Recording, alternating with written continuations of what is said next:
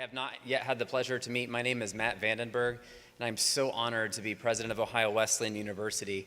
You know, I've been on the job 3 months now. So in my first 3 months on the job, you can imagine that I've heard all these amazing stories about the transformative impact that Ohio Wesleyan University has on the lives of young people. And in particular, a lot of the stories that I hear are about individual faculty members and how very impactful they are on their lives. And what I have learned here more than many other places is that our faculty members are far more than educators. They are mentors and coaches and counselors and role models. They form lifelong bonds with their students, as evidenced by all of you here tonight. They often become members of the extended families of their students, and that dynamic carries on well into the graduate years. And their passion is so often the spark that helps students to really find out what it is that they want what their calling is, what their mission is, what their passion is, what's their reason for getting out of bed. It often starts with the faculty member's passion. You know, I just met Dr. Richard Smith for the first time this past Saturday at the symphony concert in Gray Chapel. And I had probably 3 minutes with him, and I got a very quick sample of that wonderful personality that he has that I've heard so much about. But I've heard lots of stories about him too, and what I can tell you is that from everything I have heard about him, Dr. Richard Smith epitomizes the very best of that description I just gave you about what faculty members do and the impact they have. Dr. Smith is, of course, our legendary and beloved Professor Emeritus of History who taught at OU from 1950 to 1986.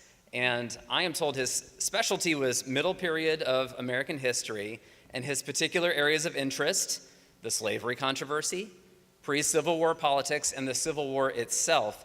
And he has far-reaching research, but again, I am told that he has specialized in some ways on the political and social structure here in Delaware County during the Civil War. And few know this about me, but I'm actually a Civil War buff.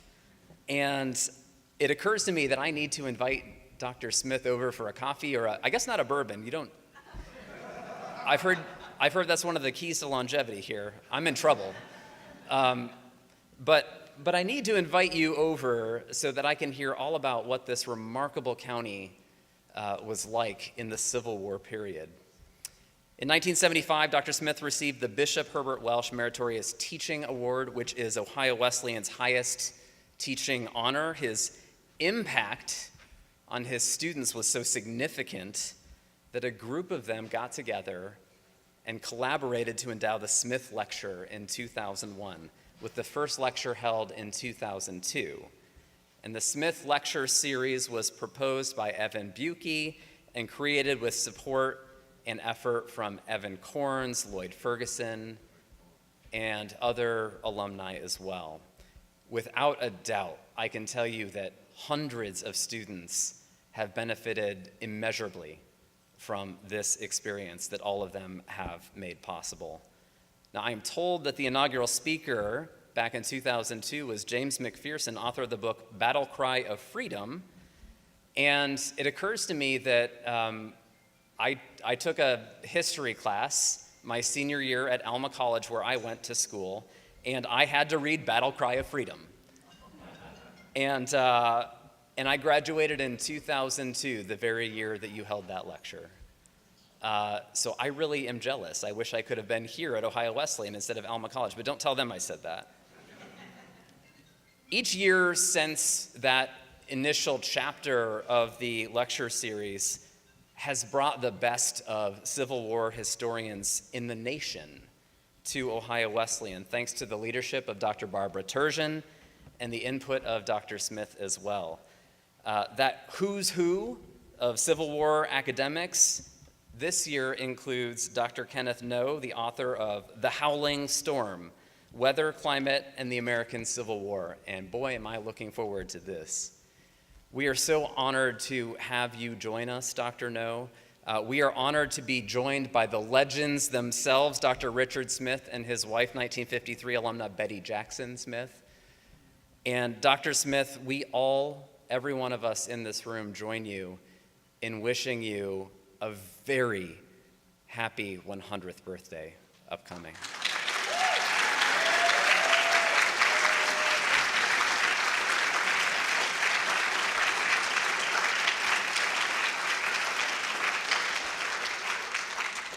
It's a real pleasure and treat to be able to share with you this video in which Dr. Smith talks about his passion both for history and teaching.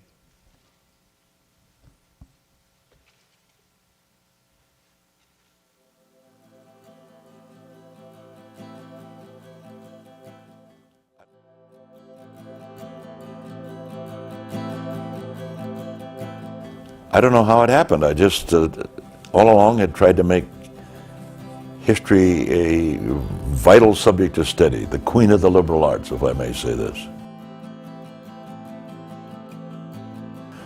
Both branches of my family came to Ohio very early, or relatively early, in the 19th century. My father and mother were both college graduates.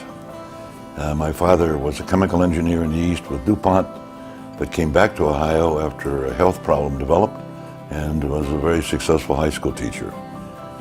My mother had been a high school teacher, was then a homemaker, tutor academically, and also even worked in business for a time. All of this in Canton, Ohio. We discussed state, local, national, international problems very freely in the family, and many of them, of course, led to some historical analysis, some historical references, and I was listening in on all that.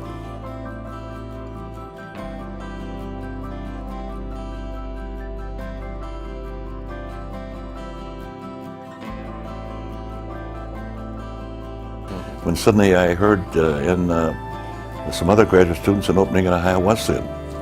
It was late June. I called the dean up, made an appointment to come up, borrowed a car, and was interviewed July 5th. And met the president, met the dean, and met the beginnings of the reestablishment of the personnel committee. And had everything else presented from my background, and was told to loiter around for about an hour, and I received that position. I pause and hesitate because I hate to say this, but I succeeded to such a point that I was almost going to bring my grade books, and I forgot. My classes soon, by 52, 54, were 40, 45. This is what delayed my Ph.D. It was quite demanding. And I must say in there, the first 2 years I was a single fellow, and I met and romanced Betty, and we were married in August 52, so she comes in, works at the university as a secretary, understood what was going on, so she helped.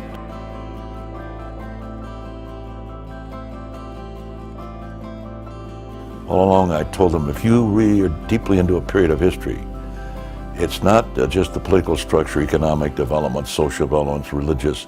You're also into and know something about the architecture. You're up on all the literature and the fine arts, the bell arts. You're doing the total society.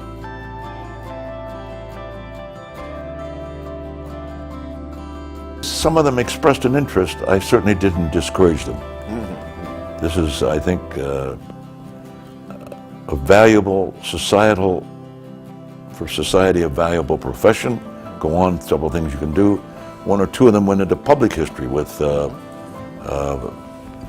historical societies and so on. Sure.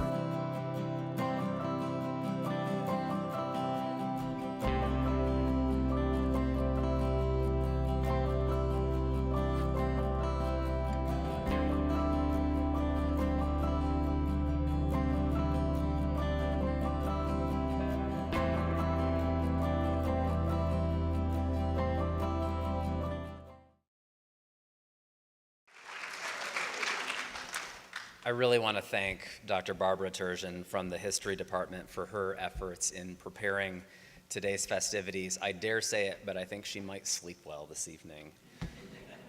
She's a civil rights attorney and historian and Ohio Wesleyan's Cornelia Cole Fairbanks Professor of U.S. History, and I am honored to give you Dr. Turgeon.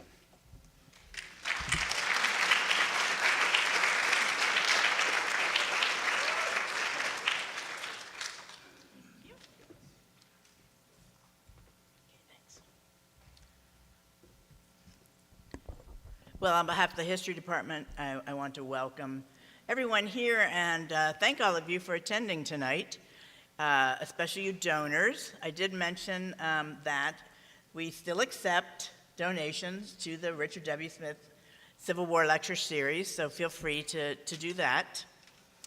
That video clip was put together by Ali Sanzenbacher. I don't want to mention her name, but it came from an a longer oral history interview that Dr. Michael Flam did. So I want you to know that as well. A cane, glasses. In light of the questions asked of Dr. Smith in the video, I thought it might be nice to hear about Dr. Noe's own experiences over the years. So for example, when did he first become interested in history, and particularly Civil War history? How did his scholarly journal take him from his first book, his dissertation, to his most recent book, Howling Storm? And finally, as a recently retired professor of 30 years, what can he tell us about what his students are doing now? Raised in Montgomery County, Virginia, Southwest Virginia, he had a close relationship with his grandparents, and his grandfather was a real storyteller.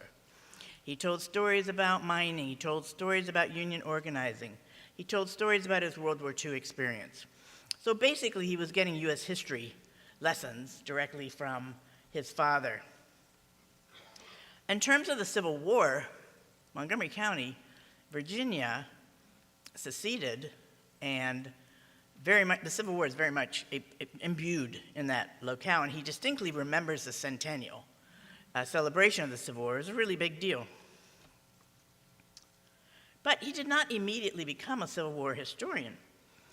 Indeed, the college professor who impressed him the most taught British history. And so his initial MA was in British history. After that, he got another MA in library science.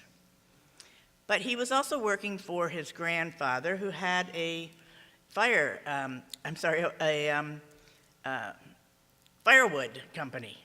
And, listen to this, on a very cold winter day, he was chopping wood, I kid you not, when he had this inspiration about a story he wanted to tell. And the story that he wanted to tell was the coming of the railroad around 1850 into that part of Virginia, Southwest Virginia. Now, railroads arriving always transform the economy. Some people become wealthy, for others it's not so great. In Ohio, for example, railroad towns displaced the canal towns.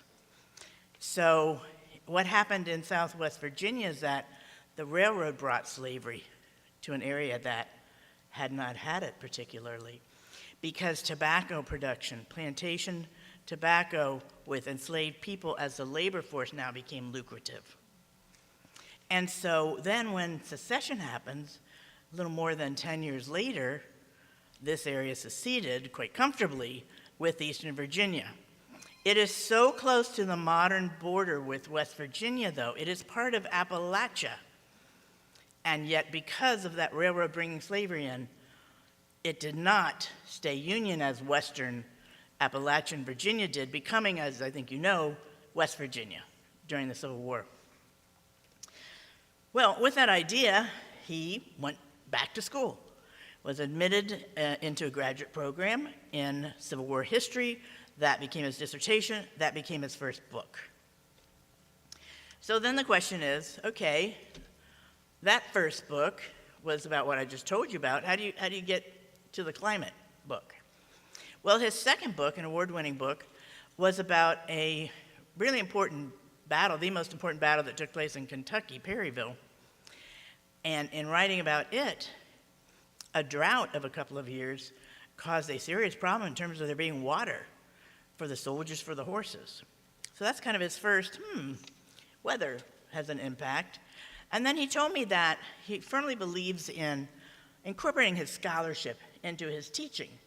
And so as he's learning more about the effect of weather on other battles, and he's teaching it in the classroom, it moved him toward having this bigger picture of, let's think about the Civil War in its entirety, and not just the weather of individual battles, but climate, serious climate. So my final question, as I've indicated to you, had to do with, you're now recently retired, 30 years of college teaching, reflecting back on it, what are your students doing? And as it turns out, next week, he goes to Auburn, where there will be a retirement party for him, and many former students will be coming to it. He has 18 Ph.D. students and 10 master's students. And so I struck with the parallels, right? The parallels here in terms of Dr. Smith's career and Dr. Noe's career. I think it's quite lovely. With that said, please join me in welcoming Dr. Kenneth Noe, who will give us his wonderful lecture on climate and the Civil War.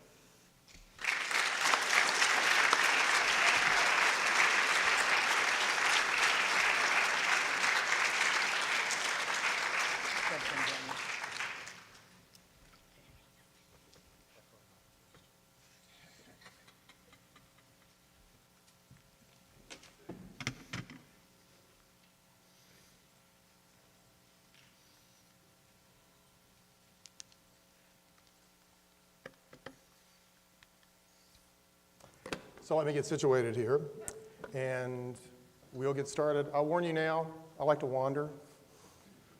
So I'll be wandering a bit for the next, 3 hours or so as I tell you the glories of... I told that joke to a group 2 weeks ago, and it's interesting, groups always react the same. The mouths laugh, but there's such terror in the eyes. It's like, surely he's kidding, right? I am kidding. It is very, very nice to be here.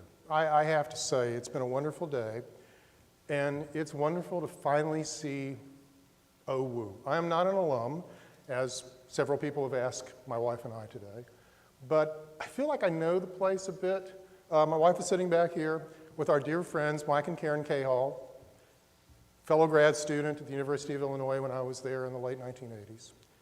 And they are very loyal alums of this place. And I heard a lot about OU. And I heard about Dick Smith, and when the first email came about speaking to you, I said, yes, I have to do this because I have learned, at least through alums, what a lovely place this is. So, thanks for having me tonight, and I promise I won't speak for 3 hours.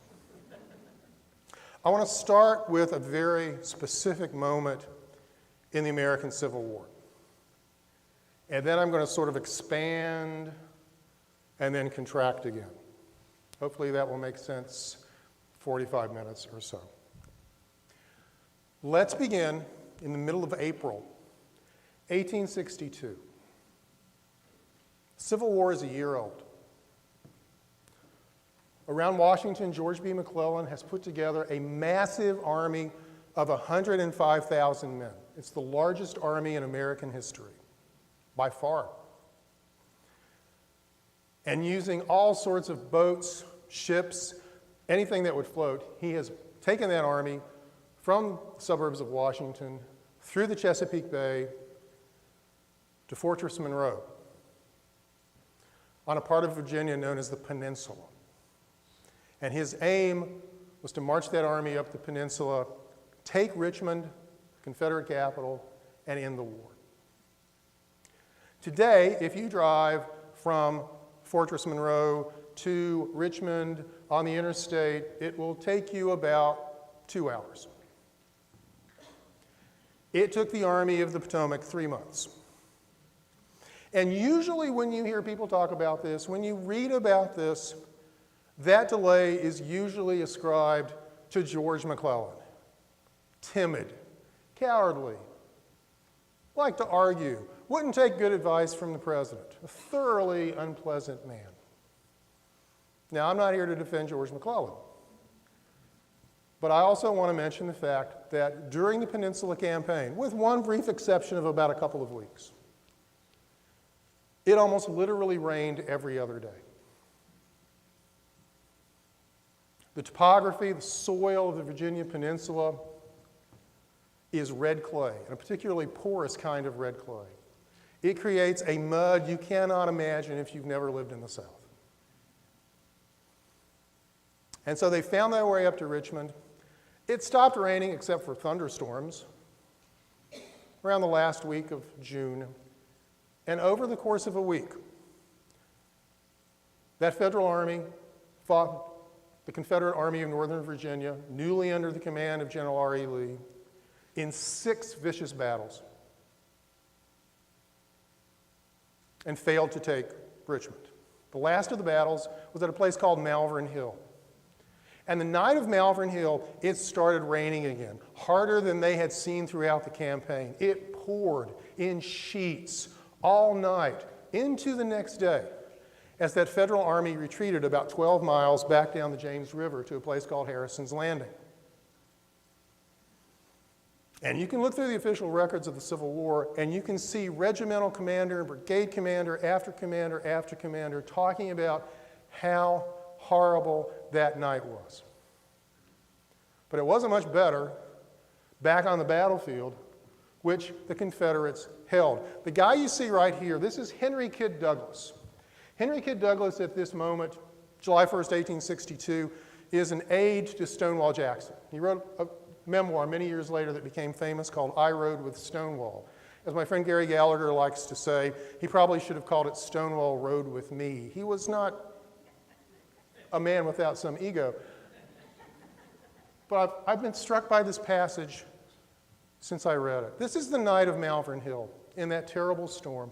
On the battlefield itself, where Kidd Douglas wrote, the howling of the storm, the cry of the wounded and the groans of the dying, the glare of the torch upon the faces of the dead, or into the shining eyes of the speechless wounded, looking up in hope of relief, the ground slippery with a mixture of mud and blood, all in the dark, hopeless, starless night.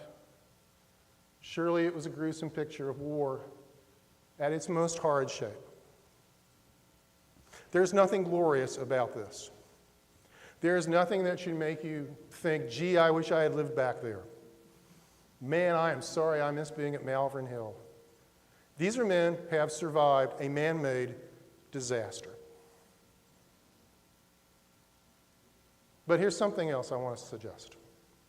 In trying to remember this battle, in trying to remember this war, I think we have sometimes leaned too far in one direction.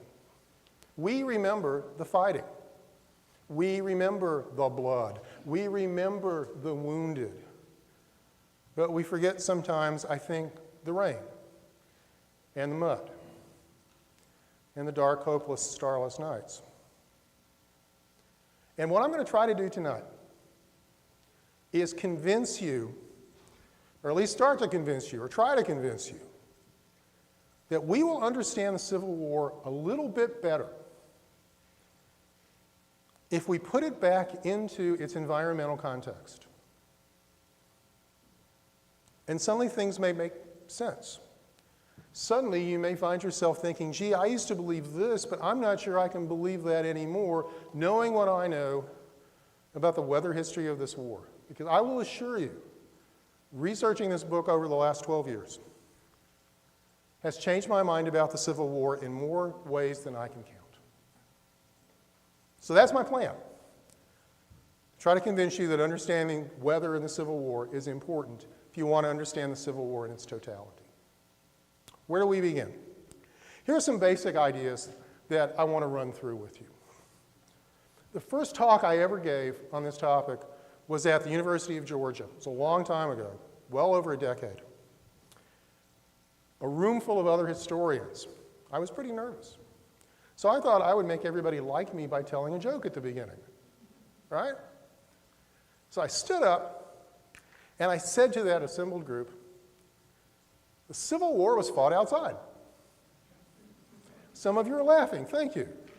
You have more of a sense of humor than they did, because they didn't laugh at all, which kind of hurt my feelings. But after I was done, they explained to me that they thought that was a serious comment.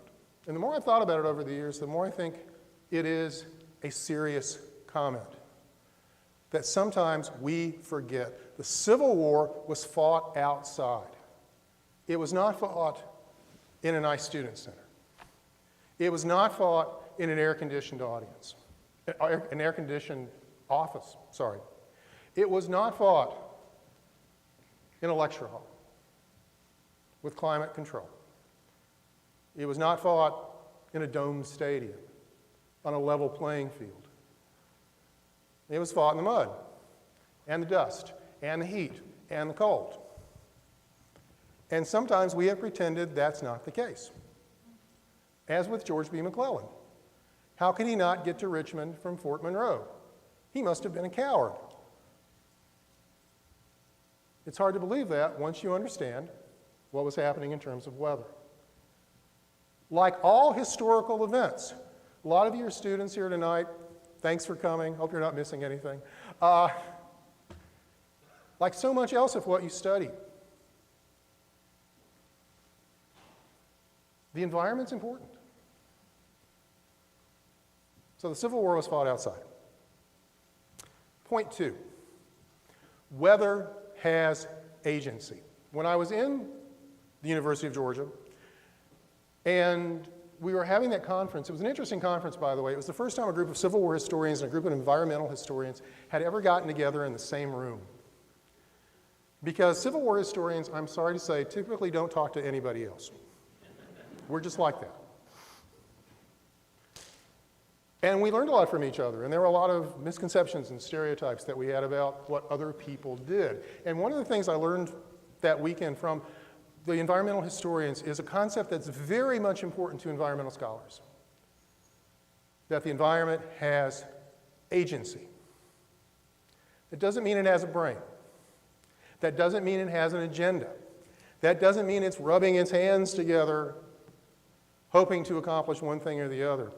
But it is an active player in history.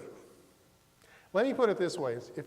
Let's pretend that instead of looking at me right now, there was a stage play going on up here. It was a stage play about the Civil War, and here are some Federal soldiers, and here are some Confederate soldiers, here are some civilians, here are some enslaved people, and you're watching this play. What do we do with weather? What we normally do with weather is we paint it on the backdrop and hang it behind the stage, and maybe it's a sunny day or maybe it's a cloudy day. Try to think of weather as being one of the actors, changing things, affecting events. And I can tell you, after studying this for a while, as an active player, weather played an interesting role in the American Civil War. More often than not, it was allied with the federal cause. It was allied with Washington, the Lincoln administration. It helped more than it hurt, but you couldn't trust it. Sometimes it would betray you. Sometimes it would change sides for a while, as on the peninsula. Or after the Gettysburg campaign, when it was impossible, I believe, for George Meade to catch R.E. Lee and keep him from escaping back into Virginia. Weather is an active player. Weather has agency. Point 3. People ask me this all the time. No one could predict the weather in 1861. They had no concept of even the basic things we hear on the weather portion of your news at night. No one knew about warm fronts and cold fronts until the 1920s. No one knew how weather worked. Many people still assumed that weather was the will of God. If it wasn't raining, there was a problem with your faith. That's why your crops were dying. In fact, in my research, the only creatures that I could find who could accurately predict the weather, at least once, were muskrats, who both in Minnesota and Maine accurately predicted the cold winter of 1864. Perhaps we should pay more attention to muskrats. I don't know. But people certainly couldn't do it. But people tried. In 1848, the Smithsonian Institution created a national program of recording weather. If you were willing to record weather 3 times a day, 7 a.m., 2 p.m., and 9 p.m., they would send you all the instruments you needed, and all you had to do was file a monthly report and send it to Washington.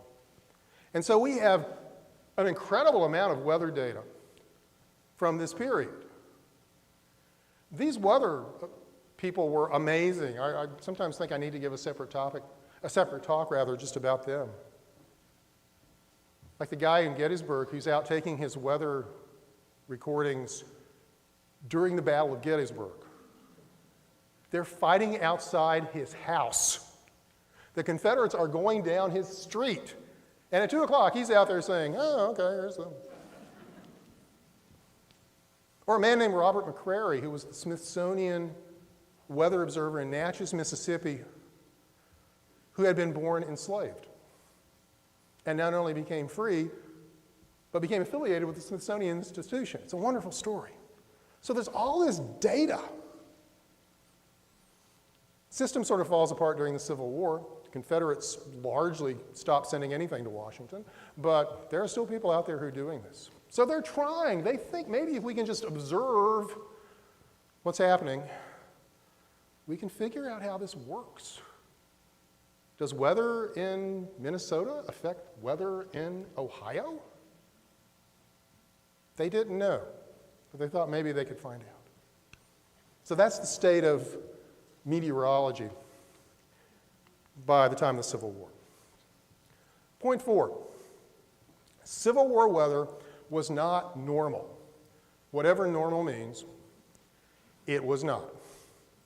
And I think we make the assumption that, gee, here I am at Gettysburg, I'm touring the battlefield, it's June 2023, and it feels like this. It must have been just like this back in 1863. But in fact, it usually was not. It was certainly not this past July 2023. Civil War weather was unusual. It was different. It was strange enough that people living at the time are writing about how strange it is. What is happening? What on earth is going on? How can we have daffodils blooming in December? Civil War records, soldiers' letters, especially in reports, are full of soldiers saying things like, we talked to some of the oldest inhabitants, and they say they've never seen weather like this. Now, lacking satellites and other modern tools, we can't say exactly what was going on, but we can certainly point to certain things that are worth understanding. First of all, in the western half of what is now the United States, there was a massive drought going on. It actually started in the 1840s, but between 1856 and the end of the Civil War, it became drastic and sharp. And meteorologists call this the Great Civil War Drought. I was shocked when I first read about this. I'm a Civil War historian. I have a Ph.D. in Civil War history from what was at the time one of the finest Civil War training grounds in America, and I never heard of this Civil War drought. Never. And I couldn't find anybody in my profession who had either. But there it was. And it was incredibly important in broader American history. Why did so many Native American groups in modern Oklahoma decide to support the Confederacy? They were starving. Why did the Confederates attempt to create a Western territory in modern New Mexico fail? It was incredibly dry. Why was it so relatively easy to defeat the Plains Indians after the Civil War? Because they had been devastated by 20 years of drought, dry grass, and the death of buffalo even before Buffalo Bill Cody got out there with his rifle.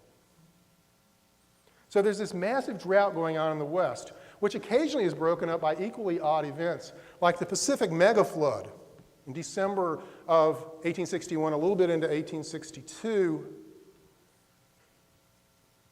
Mega flood, a 1,000-year flood. In recorded history, there's never been a flood in California or anywhere on the Pacific coast like what existed at this moment. There was great flooding in California a few months ago, you may remember. And people wondered, is this akin to the mega flood? Not even close. Strangeness of the weather.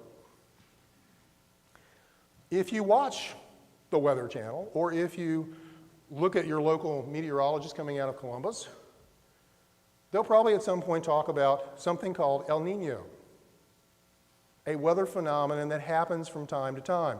We are going into an El Nino winter. We're going to see El Nino happening this winter and in the spring. And it's a complicated subject. I can talk about it in the Q&A if you like. But essentially what happens is that ocean currents out in the Pacific change direction. The Pacific heats up a few extra degrees off the South American coast. Weather and patterns change, the jet stream moves, and weather is altered all over the world. The opposite of that is La Nina, sometimes called extreme normal. El Nino, by the way, comes from the Christ child because it usually shows up around Christmas time off the coast of Peru. La Nina, 1861, the first year of the Civil War, was definitely a La Nina year. Hot and dry summers, cold winters in the Northeast. First battles of the Civil War, Manassas in Virginia, Wilson's Creek in Missouri, are marked by extreme heat and men sometimes failing to cope with it. Men collapsing along roads. Wilson's Creek, the Federal Army basically falls apart for a day as men are fighting each other over water. What happens after that is in some dispute, but more and more the science and the experts seem to believe that in 1862 and again in 1864, you had an El Nino experience, which would have meant cold and rainy winters in the South. You may want to remember this. I'll come back to it in a minute. Your local weather person probably talks about El Nino, but probably never mentions something else, which is equally important to us. The so-called North Atlantic Oscillation. Again, it's complicated meteorology. You can ask me about it in the Q&A if you want. But essentially, there's a weather pattern out in the Atlantic. There's a permanent high-pressure system around Iceland. There's a permanent low-pressure system. Get this right. There's a permanent high-pressure system around the Azores. They never really change, but barometric pressure will fluctuate. Sometimes the numbers are farther apart. Sometimes the numbers are a little closer. When they get a little closer, that's called a negative North Atlantic Oscillation. And a negative North Atlantic Oscillation will produce very cold winters and heavy snow in the American South and in Europe, for whatever it's worth. 1944 was a negative North Atlantic Oscillation year. D-Day, Battle of the Bulge.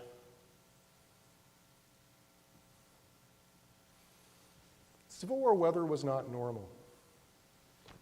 Odd things were happening. Finally, let me talk a little bit about soil. It took me a long time to come up with the title for this book. My wife calls it the Mud Book. I talk a lot about mud. You'll learn more about mud than you ever want to know. This is a map of soil in the United States. This is the most basic breakdown you can find. Real soil engineers, and I've talked to them over the years, think this is very simplistic. They break it down much further. Somebody gave me a bad review once because I was too simplistic about soil. But you know, the federal government uses this, so here we go. There are basically 12 soil orders, 12 different kinds of soil in the United States. Here in Delaware County, Ohio, you essentially have what are called alpha soils. They're sort of grayish brown, sometimes gray, depending on where you are. I went outside and dug around behind the guest house today just to make sure this was true, and it is. It's very fertile soil. Farmers around here are very happy to have it. But on this map, if you look at the orange, you see a very different soil. Now, you didn't know there was going to be a quiz tonight, but here's the quiz. When you look at this map of soil in the United States, does it remind you of any historical maps you've ever seen? Would you say it out loud, please, ma'am? The Confederacy is mostly orange on this map. Because down south, trust me on this, I lived down there for 31 years, soil is not particularly fertile, nor is it grayish brown. It's that color. It's orange red. When you put enough water on it, it turns into a very sticky goo, which you cannot get off you. It's also a very porous soil. If you get stuck out here in the mud this winter, you get off road for whatever reason, eventually you're going to get down to a solid layer, and you can dig yourself out. In this red clay, altisol, if you're being technical, that solid layer is 15, 20 feet down. So I used to read these stories about guns, caissons, wagons being submerged in mud, horses digging themselves in their panic until you couldn't see their heads. And people have always thought these stories are spurious. These stories are true. And Northern soldiers going south had never seen soil like this in their life. They didn't know what to think about it. They called it bottomless. They were afraid of it. Now, there are a few exceptions, because there is some orange. Delaware, Maryland, Pennsylvania, there's a little finger of orange, a little finger of red clay that points up, and I can tell you exactly where that finger of red clay ends. That little round top at Gettysburg. And that's what George Meade was supposed to march through when he went after Lee after the battle. So the connection between weather and soil is really important. So, those are the basics. Let's get a little more specific. There are essential Civil War weather patterns that will help you, I think, as you read about the war, to keep these in mind. Summer and fall of 1861, because of that La Nina event, was extremely hot and dusty. And it had a great effect on men who had not been in uniform before. December of 1861, it snowed right at the beginning of the month throughout much of the upper south, here I think. And then something very strange happened. It got really warm. It got up in the 70s. This is when those people were writing those letters about how on earth are daffodils blooming in December? It's 2 weeks before Christmas and we got flowers coming up. It was unnatural and frightening to many people. Except for, say, Stonewall Jackson, who decided to launch a military campaign against his enemies at the end of December and the beginning of January, 1861-62. And it was so warm his men threw away their coats and their tents and their packs. And the next day it was sleeting on them because of the winter, probably because of that El Nino, became incredibly cold and incredibly wet. We have records of farmers throughout the Confederacy who had to delay their planting by at least a month, or else had to go back out in the fields and plow up everything and start over. So they're getting their crops into the field late. And there's just rain everywhere. And in the Civil War, that means the flooding at places you may have heard of: Fort Henry, Shiloh, McClellan's 7 Days campaign. Flooded rivers that shaped the course of those battles and campaigns. And then, in the summer, it stopped raining. It stopped raining. Aside from a few thunderstorms, it stopped raining. And we immediately go from more rain than normal to drought. This is the drought that shaped the Perryville campaign.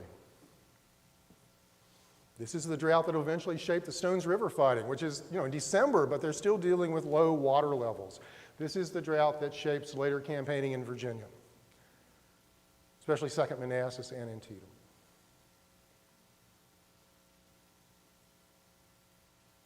And then what happened? 1863, it happened again. In 1864, it happened again. It just kind of moved north. Still hit Virginia, still hit Missouri, but now the drought moves into the northern states, including this one, but all the way up into New England. Now, this has all sorts of ramifications. You can't fight a war without an army, and you can't have an army if you can't feed it. In the Confederacy, these droughts, following those late planting seasons because of all that rain, meant a drastic drop in agricultural production. And suddenly, really by the end of 1862, the Jefferson-Davis administration was facing a major problem. They don't have enough food to feed everybody. And so they have to make some really hard decisions about who do we prioritize? Do we feed the army or do we feed the civilian population? They decided to feed the army. A lot of civilians were really upset about that, especially when commissary officers would come along and take their crops. And it creates all sorts of problems within the Confederacy. It creates a cancer within the Confederacy. Because it can't feed its population. I've said in other talks, there was no way for them to see into the future, but looking back, they could not have picked a worse time to try to create a separate agricultural republic in wartime. But it's not all that much better in the North. I was always taught that Northern agriculture just boomed through the war, all those new reaping machines and new technologies. But in fact, the high point of Northern agriculture was 1862. So this isn't just, well, it's dry outside. Man, it's dusty. These are real ramifications. And a friend of mine, Professor Joan Cashin, who teaches down in Columbus at Ohio State, has argued, and I agree with her, that there are parts of the Confederacy by 1863 that are approaching famine levels. For several reasons, but this is one of them. And then you had unusual events. August 30th, 1863. I should have looked at your calendar. I'm sorry I didn't. When do classes generally start here? Late August. So you're coming back to school, right? You're driving down those country roads, maybe past all those farms, all those cornfields. Well, we drove past them yesterday, and here it is, late October. Imagine a frost coming out of Canada so cold, so devastating, that it hits Delaware County and kills about 25% of those farmers' crops in the field on August 30th, 1863. And then it got worse. Because in the middle of September, another massive system came out of Canada, pushed through the Midwest, pushed into the Confederacy, pushed all the way down to Tennessee, pushed to a place called Chickamauga Creek, where two armies were getting ready to fight each other in what became the Battle of Chickamauga. And they had been enduring hot, dry weather for weeks and weeks, and suddenly the night before the battle, it became cold, very cold. And the next night, men would be freezing to death, wounded on the battlefield. Because here you have another frost, a black frost. A black frost is simply when it gets so cold that the crops themselves just die and turn black. It's bad throughout the Midwest, but you'll notice here on my professionally drawn map, that's a lie, I drew this, there's a strip here going from central Illinois through Champaign, Illinois, where I live, through Indiana into Ohio. There you are. There we are right now. This is the frost belt. These two frosts destroyed more than half of local farmers' production. Just like that. Never got it harvested. It just died out there. And imagine how rough that winter suddenly started to look for people who lived right here. And then it got worse. January 1st, 1864, until the 1930s in parts of the Midwest, maybe here, I know in Illinois, there were elderly folks who remembered the cold new year. That's what they called it, the cold new year. New Year's Eve, 1863, high temperature of 44 degrees in Cincinnati. Next day, high temperature of 7 below. Throughout the Midwest, into the Confederacy, and as far south as Texas and Florida, people commented on how cold it was.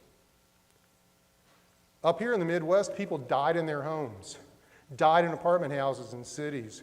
Trains became stuck in snowdrifts, and the people inside the trains all froze to death and died. It was an ecological disaster.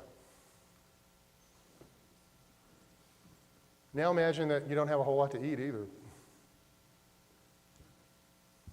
The cold new year. There were other extremes in the Civil War that I like to mention, usually because people ask me about them. Were there many hurricanes? No. Here's more evidence that these were El Nino years. From the beginning of the Civil War to the end of the Civil War, only 3 hurricanes hit the American coast. And they were all probably either what we would now call Category 1, or they'd become tropical storms. There was the equinoctial storm on the equinox, the autumn equinox of 1861, which created flooding around Washington and into West Virginia. There was the expedition hurricane of November 1861, which wrecked and sank several ships in what was then a Union expedition to recapture the Sea Islands of South Carolina. And there was a hurricane that people forgot about and was only rediscovered a few years ago by some wonderful meteorologists, Carrie Mock and Mike Chenoweth, that hit the Florida Panhandle in May of 1863. And they call it Hurricane Amanda because among other things, it sank the USS Amanda. And because there were no newspapers being printed down there at this time, there's actually no hard record of it other than in ship's logs. But only 3. And that's unusual. Tornadoes, probably a lot. I've located at least 5 that I think are actually important to the war. First one, May 2nd, 1862, during the Shenandoah Valley campaign. Hits the Federal Army, but not the Confederates. April 4th, 1863, in Vicksburg, that definitely happened. May 4th, 1863, during the Battle of Chancellorsville. May 1st, 1864, as U.S. Grant is getting ready to move south, he has to delay for several days because of tornadoes and this tornado. And again on May 11th and 12th, 1864, tornadoes around Richmond. This was the day that Jeb Stuart, the Confederate cavalryman, was killed. And it took all night to get his body back into Richmond because the storms were so terrible. So you've got unusual weather, strange events, extremes. Now, obviously, all of this is going to have an effect on battles and campaigns. And I can sort of talk about battles and campaigns, any specific ones you want to ask about, I can usually talk about those. But what I want to suggest to you right now is this.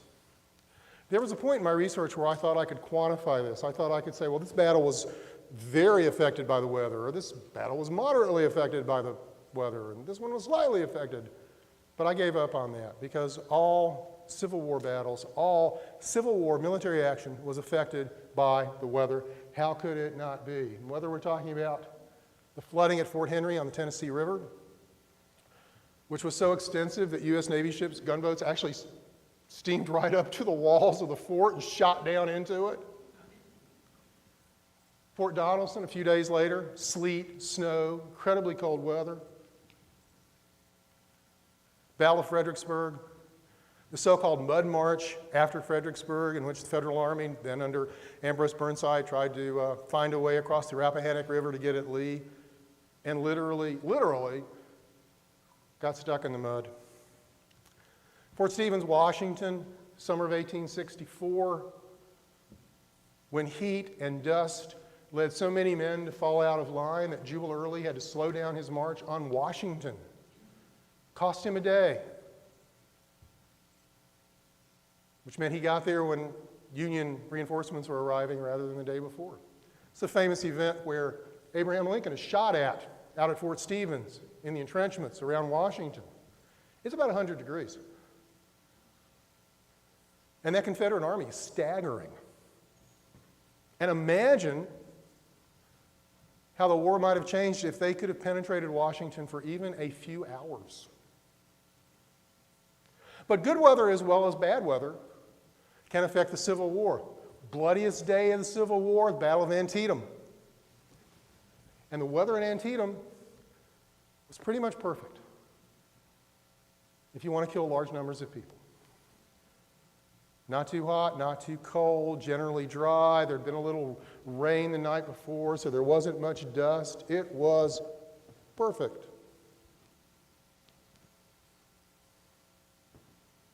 Sherman's march through Georgia.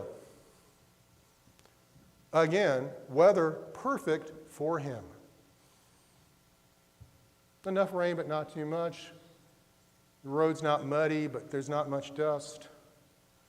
He pushes his way from Atlanta to Savannah. When he gets to Savannah, he writes Abraham Lincoln and says, I'm paraphrasing, obviously, not sure we could have done this had the weather been different.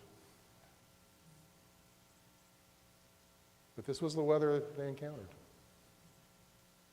And as I said, we could pick out all sorts of battles. Perryville comes to mind immediately, and talk about this. Soldiers understood this. Generals understood this.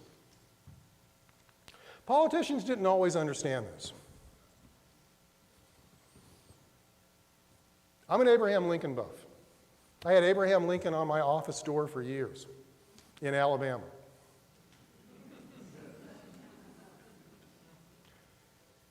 I like the man. I don't think he was perfect. I think he was awfully hard on his generals. Once you factor in weather to campaigns and battles, it's hard to be as mad at George B. McClellan, or Don Carlos Buell in Kentucky, or George Meade after Gettysburg, or others that you can mention. It's just hard.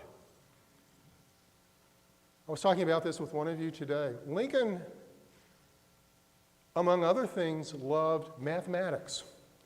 This is a man who's self-taught in geometry. And he loved to get his maps out and draw lines from point A to point B. And he would sometimes ask his generals to move from point A to point B. Why are you marching on the arc when you could be marching on the cord? He once told George B. McClellan. And the generals would always respond, come out here and try it yourself. Because it's muddy. That road is impassable. We can't do this in reality.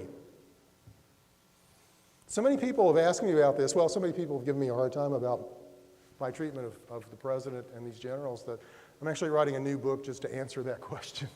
But let me sum up. Here are some things I want you to think about, walk away with. Weather. Good and bad weather shaped every battle and campaign. Things would have been different in many cases had the weather been different. Battle of Mill Springs, early 1862 in Kentucky. Confederates had been issued ancient flintlock muskets. It rained, it was misty, and they wouldn't work. They had to use them as clubs because they would not fire. Good and bad weather shaped the home front and shaped food supply and made it almost impossible for the Confederacy to feed all the mouths it had to feed, and made that uphill climb even tougher. Federal soldiers were usually better equipped. Confederates actually thought at the beginning of the war that weather would be on their side. Those Yankees are going to come down here, and they're going to get hot, and they're going to catch disease in our swamps, and they're going to get yellow fever, and all those pasty-flaked northern clerks are going to die, and we're going to win. And it didn't work out that way at all, because the Federal Army eventually had the industrial base of the United States behind them and had things like rubber ponchos and more boots and tents they could actually carry on their backs. And they were just more equipped to deal with the weather. All the Confederates could do was either produce inferior substitutes or take what they could get from the Federals. It's a famous moment in the Civil War, November 1864. The Confederates attack in Virginia at a place called Cedar Creek, and they are winning the battle. They are sweeping the Federals off the field. They pour through Union camps, and they stop. Because, oh, well, look, these guys have left all their stuff behind. I'm going to grab a tent. I'm going to grab a poncho. I'm going to grab something to eat. They spend so much time gathering up stuff they desperately need to get through the winter that the Federal Army counterattacks. Federal armies were usually equipped, and that's an edge, not the edge, but an edge that the Union cause had. Now let me close with a point that may seem unusual to you, because I want to talk for just a minute or so about a book that by and large has nothing to do with Civil War. Because I didn't just teach Civil War history at Auburn University, I used to teach honors world history. In some ways it was my favorite class. I got to go into the 20th century. But I used to teach, among other things, if you're teaching that class, you have to teach imperialism. How on earth, between say 1850 and 1914, how on earth did a small handful of European powers, eventually joined by the United States and Japan, take over most of the world? How did they take over all of Africa except Ethiopia? How did they take over effectively China, India, parts of Asia? And in the textbooks that we used to use, that was usually attributed to Western technology. Quinine, telegraphs, steamboats, machine guns. The late historian Mike Davis, he died within the last year, wrote this book called Late Victorian Holocausts. Obviously not beach reading, but a book I recommend. Mike Davis points out that there were 3 strong El Nino events, stronger than any in the Civil War, between 1887 and 1902. And those El Nino events, monsoon, flooding, drought, unusual weather, particularly in Asia, parts of Africa, parts of South America, combined with imperial powers' inability to deal with what was happening, killed between 30 and 50 million people. And this is an event that most people know nothing about. How were those European powers able to take over so much of the world? They were going up against people who were starving to death, dying in floods, coughing in the dust. It's the worst thing that could have happened to the people of Africa or much of Asia. Mike Davis called that the secret history of the 19th century.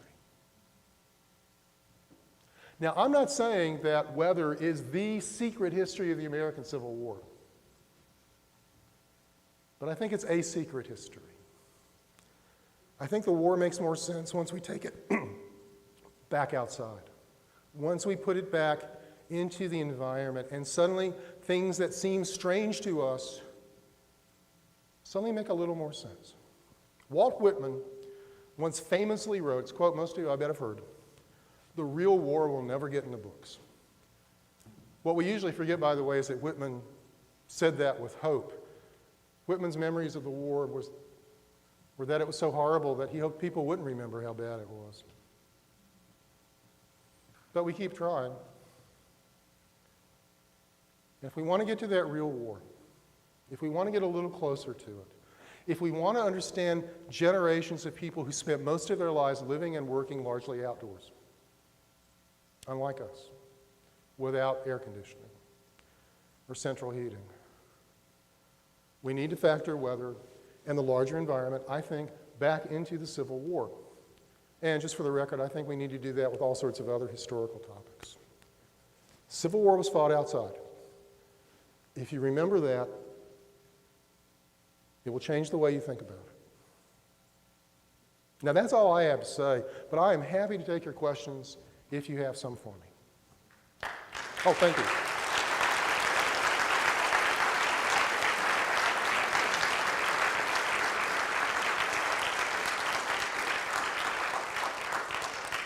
See, I didn't go 3 hours at all. If you raise your hand, a mic will be brought to you. Okay, gentleman right here in the back. Here comes the microphone. Thank you for the talk today. Can you maybe speak a little bit about derechos? They only happen like once or twice a year throughout history, maybe a little bit further west than maybe where you were studying. But any insights into derechos? They certainly happen.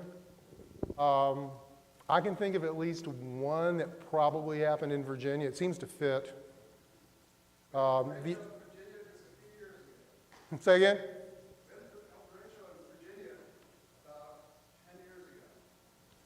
Well, there's one there in 1860.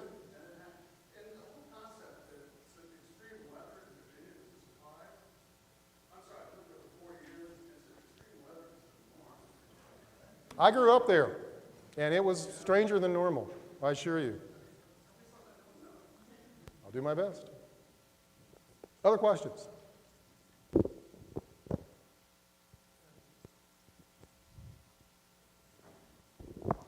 Have you branched out into the American Revolution? I have not. It's going to be harder to do because of the lack of records. I mean, you have letters and diaries, but you have fewer. You don't have the sorts of hard statistical numbers that I managed to get from the Smithsonian, and there are also Army and Navy records. It's going to be a lot harder, but it's doable. And there are people who are starting to talk about this and thinking that we need to do something about this with the American Revolution. Yes, sir.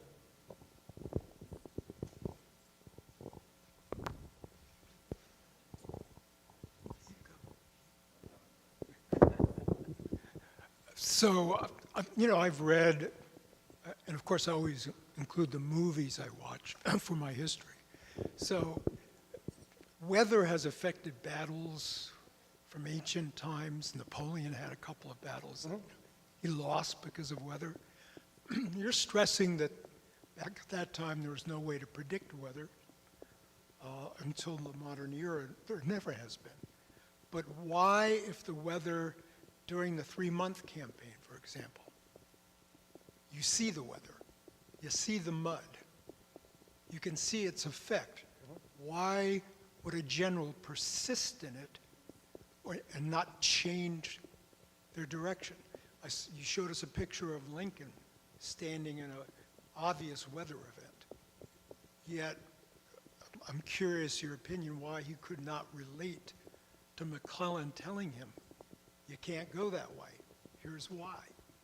I'd be curious in your thoughts. There's a wonderful environmental historian named Mark Feige. Mark Feige's actually written about this in somewhat of a broader context. And what Feige argues is this. By the 1860s, you have a generation, or 2 generations now, who believe in what we might call progress. Look at everything we've achieved since, say, 1800. Look at the Industrial Revolution. Look at all the great things we've done. Feige calls this a Whig mentality, or Whiggish mentality.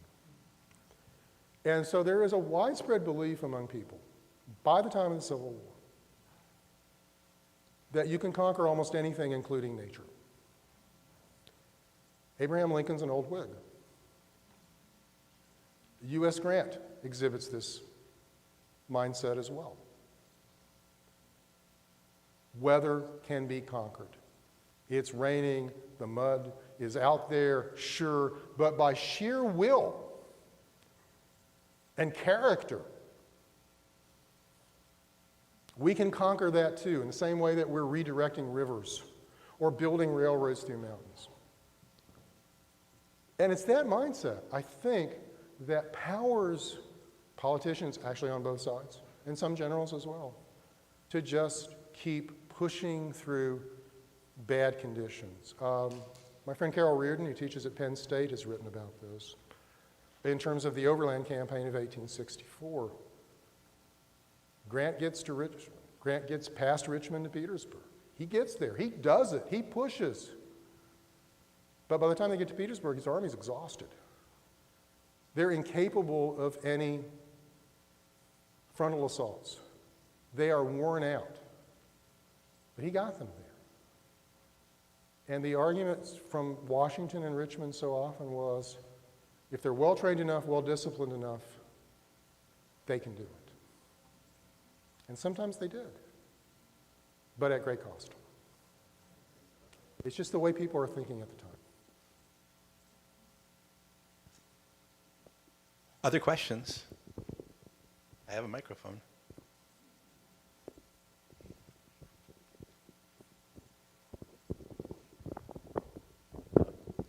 Not always thought of as weather, but in the context of managing weather, can you speak to any extreme wildfires that happened during the war? Oh, absolutely, wildfires, sometimes deliberate. Federal Army at the beginning of the Shenandoah Valley campaign actually set fire to a forest so that they could escape. There are wildfires throughout the war, certainly in the Overland Campaign, Georgia Campaign of 1864. We have all sorts of accounts of fires burning through the wilderness, for example, wounded men being burned to death in these fires. When the weather is dry and there's that much ammunition going off and sparks going on, fires were not uncommon at all. Pretty terrible way to die. But yeah, it happens pretty often.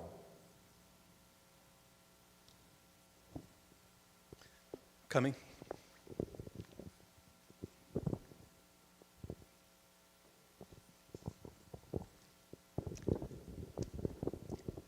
I want to point something out. I'm sure you've taken account of this, and it's part of the work. Weather, not predictable in those days. Let me ask a different question before I make this. You say the weather in the Civil War is different. From what? What is the baseline that Americans had experienced in the 1850s, for example, that they expected the weather to be when they began fighting in 1861? The 1850s were really good years weather-wise. Crop production boomed north and south. Any droughts or other problems were fairly localized. They were really good years. As you know very well, I mean, this is a period by the late 50s where southern states are producing cotton surpluses. You know, should we send all this cotton to Europe and see the prices go down? These were wonderful years, and there's no reason to think it's going to change. That was kind of the norm in most places. That makes me wonder about a comment I was going to make that therefore probably is inaccurate, which is that you can't control the weather. I mean, that's that's something that was a common sense idea all the way through when I was young, 1960s, 1970s. People talk about the weather, but they can't control it. So in a sense, these seem like random events. And the question is whether one can blame generals or politicians for thinking essentially, well, we can't control random events. And therefore, we are going to base our decisions on the things that we can control, and we're going to kind of ignore the things that we can't control. And therefore, you make your military plans and you decide to do these things, and if the weather intervenes, well, you've got to get through it because there's nothing else you can do. Now, that statement that the 50s are much better suggests even a contra idea, which was that you expect the 1860s to be just like the 1850s, and you plan that way. So let me just ask you which you think that was. Well, I think it's the latter. I think they had a baseline of what was going to happen, and they were surprised by the weather. And I would make this point again. Initially, it wasn't me saying, this is really strange weather. This was people at the time saying it was really strange weather. And I think enough of them said that we can trust the notion that they found these events very unusual. In terms of blame, I don't blame anyone. I don't blame people in my book. I don't blame people in my work. But I think it's interesting that sometimes they blame each other. And if you go back through George McClellan's letters, for example, on the peninsula, one of the constant themes is the weather is terrible down here, we can't do this.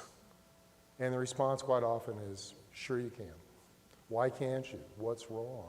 There's this constant blame game that goes on between Washington and the Peninsula in '62. Same thing happens after Gettysburg, where Lincoln never really forgives Meade for not trapping Lee north of the Potomac, when I think it was probably impossible.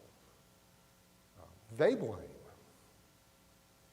They notice the unusual conditions. They talk about it. Another question? You mentioned Antietam, one of the bloodiest battles, had perfect weather. Did good weather actually encourage them to fight longer and to stay on the battlefield? You mentioned such good weather. Yeah, I don't in know the that. bloodiest battle. I don't think there's ever a moment where Ambrose Burnside says, well, the weather's good, let's keep going. But it is December 13th, and he's wondering roughly around that time how long good weather will last. It actually lasts into January, strangely enough. But what you don't have are men who have been debilitated by the weather getting to that battlefield. You know, we think about Gettysburg. A week and a half before Gettysburg, the weather was so hot in Virginia that a good chunk of the Federal Army never got to Gettysburg because they're falling out, they're getting sick, they're dying on the road. Then you go through a period of rain. There's actually still mud on the battlefield on July 1st. And then the weather kind of clears up, and it actually gets hot by July 3rd, and you've got men again falling out of line. There are men who never make Pickett's charge because they fainted back at what's now the Lee Monument site. So there are moments where weather is affecting that battle. You don't really get that at Antietam. They're in better physical shape. They're able to fight more. I mean, the only thing they really talk about was that it was kind of musty that morning because it was still a little damp from the night before. But you don't have those debilitating factors that would affect so many soldiers on so many other battles. Now, with Sherman's March, which is the other one I mentioned in terms of good weather, it was good weather for them, not for the Confederates. But again, when you're trying to move an army quickly from place to place, and they're not moving that quickly, they're living off the land, they're moving about 12 miles a day. They weren't out in the rain. The temperatures were comfortable. There's only enough rain through 2 periods. There's no dust that they're breathing. And one thing we don't really think about in this war or other wars is just how much breathing dust was going to affect men. These conditions are great. And so they can keep moving in a way that maybe they couldn't have. Now, I will say this for Sherman's men. When they turn north after Christmas and go into South Carolina, they walk into some of the worst conditions imaginable in terms of rain, flooding, swamps. And they're able to get through that too. But it's a much tougher slog. Having the microphone, actually, I'm going to use it. One of the things I really liked about the talk is, and I think we're focusing so much on, the weather was good this time, the weather was bad that time. I think what's most interesting about your talk is that you have to consider the weather. And the fact that the weather was good in Antietam means that the weather was a player in Antietam. Yes, it was. And it reminds us that the environmental history, or the environment in history is a deep, as you said, an active agent in shaping outcomes, good or bad. It's a wonderful point, thank you. The weather had agency everywhere.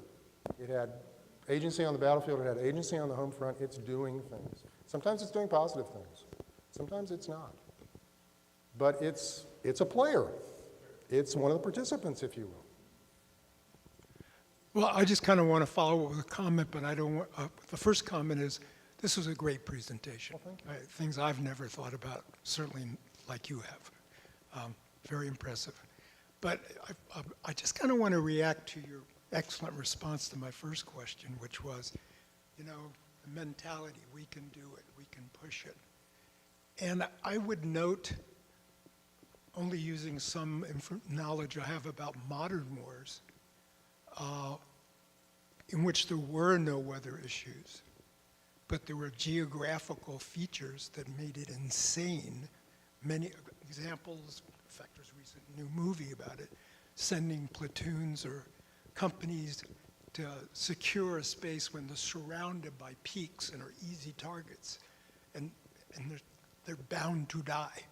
And there's the charge of the 500. I don't recall if there was any weather issues, but their positional issue was suicidal. So that mentality seems to be with us today, independent of any obstacles. Just a comment. I'm reminded of Afghan war veterans I've met. We talk about how all of our wonderful technology broke down and they ended up moving troops by mules again because of that tough topography. The weather was a factor over there too. Yeah, we want what we want. Yes, sir. Looking back from our perspective, and we kind of take for granted that the war lasted 4 years, but isn't it true that, one thing that motivated the presidents and the generals and the soldiers is that, didn't they kind of figure that the next battle is going to be the last one? Every time they took the field, they figured, this is it. Yeah, there is a belief. There's a battle during the Roman era called Cannae, in which the Romans completely destroyed an opposing army.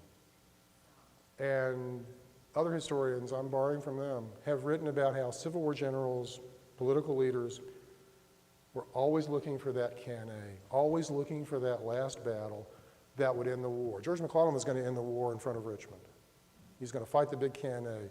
Abraham Lincoln wanted that battle fought between Washington and Richmond, but that's what he was looking for. They're always looking for that event that was going to end the war in which one army or the other is destroyed.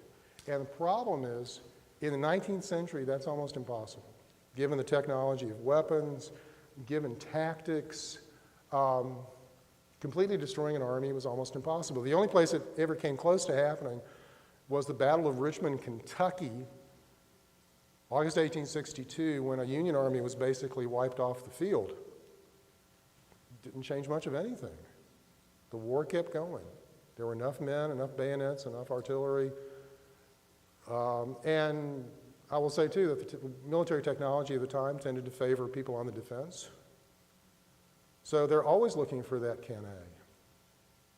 And they can't quite get there. Even U.S. Grant, when he came east in 1864, what he really wanted to do was launch a huge campaign, land on the Virginia coast, march through North Carolina, cut off Lee, and then fight that last battle. The Overland Campaign itself was not something Grant wanted to do. It was based on as much political reality as military reality. And at that point, there's not going to be that decisive battle. All you can do is grind. Same with Sherman in North Georgia. All you can do is grind. And we go from what? Battles that last 2 or 3 days to, by 1864, essentially campaigns that go on with some sort of battle every day for months. Because they've finally given up on that notion. Although it still pops up from time to time, even as late as early 65. Perhaps we have time for one more question. I see one over there. It's good to hear from a student, Joey.